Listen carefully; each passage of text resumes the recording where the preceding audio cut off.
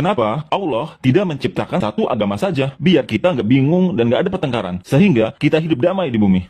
Oke, gua jawab dalam sudut pandang Islam. Ingat ya, ini sudut pandang Islam. Jadi, di luar Islam mohon tidak tersinggung karena ini perspektif dalam Islam. Oke, dalam surat Ali Imran ayat 19, sesungguhnya agama di sisi Allah ialah Islam. Islam berarti kepasrahan atau ketundukan secara total kepada Allah Subhanahu wa taala. Allah mengutus para nabi hanya untuk menyebarkan satu agama saja. Semua nabi yang datang mulai dari Adam alaihissalam, Ibrahim, Nuh, Musa, Isa, atau Yesus hingga nabi penutup Muhammad SAW, total nabi yang diutus ke bumi sekitar 124.000 nabi. Dan semua nabi itu menyebarkan satu agama saja. Disebutkan dalam Al-Quran surat Fatir ayat 24, sungguh kami mengutus engkau dengan membawa kebenaran sebagai pembawa berita gembira dan sebagai pemberi peringatan. Dan tidak ada satupun umat melainkan di sana telah datang seorang pemberi peringatan. Allah juga berfirman dalam surat Ra'd ayat 7, dan bagi tiap-tiap kaum ada orang yang memberi petunjuk. Dan semua nabi yang datang mereka tidak mengajarkan apapun kecuali tunduk kepada Tuhan. Dan pesan dasar yang diajarkan semua nabi ini adalah keesaan Tuhan.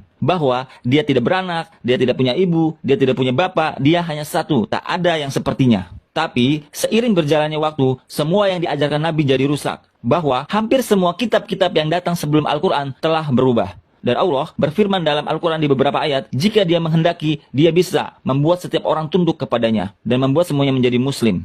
Jadi, makna sebenarnya dari Islam adalah ini semua sebuah jalan hidup untuk tunduk kepada Tuhan. Dan Muslim bukan berarti orang yang punya nama Abdullah, Sultan, Anissa, dan sebagainya. Muslim dalam bahasa Arab artinya orang yang tunduk kepada Tuhan. Jika lo tunduk kepada Tuhan berarti dalam bahasa Arab, gua menyebut lo sebagai Muslim. Jadi, siapa saja yang tunduk kepada Tuhan disebut sebagai Muslim. Jadi, semua nabi yang datang mengajarkan bahwa kita harus tunduk kepada Tuhan. Semua nabi mengajarkan monoteisme. Semua nabi mengajarkan tauhid. Tapi seiring berjalannya waktu, semua kitab-kitab ini terus berubah. Dan itulah kenapa Allah mengutus nabi terakhir dan penutup yakni Nabi Muhammad SAW. Dan wahyu terakhir dan penutup adalah Al-Quran. Namun, semua nabi yang datang sebelum Nabi Muhammad SAW, semua wahyu yang datang sebelum Al-Quran hanya diperuntukkan untuk kaum tertentu dan zaman tertentu. Ada 4 kitab yang disebutkan dalam Al-Quran: Taurat, Jabur, Injil, dan Al-Quran. Taurat, wahyu yang diberikan kepada Nabi Musa AS.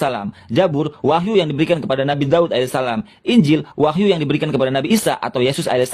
Dan Al-Quran adalah wahyu terakhir dan penutup yang diberikan oleh Nabi terakhir dan penutup Muhammad SAW. Tapi, Quran juga menyebutkan dalam surat Ra'd ayat 38. Dan sungguh, kami telah mengutus beberapa rasul sebelum engkau Muhammad, dan kami berikan kepada mereka istri-istri dan keturunan. Tidak ada hak bagi seorang rasul mendatangkan sesuatu bukti atau mukjizat melainkan dengan izin Allah. Untuk setiap masa ada kitab tertentu.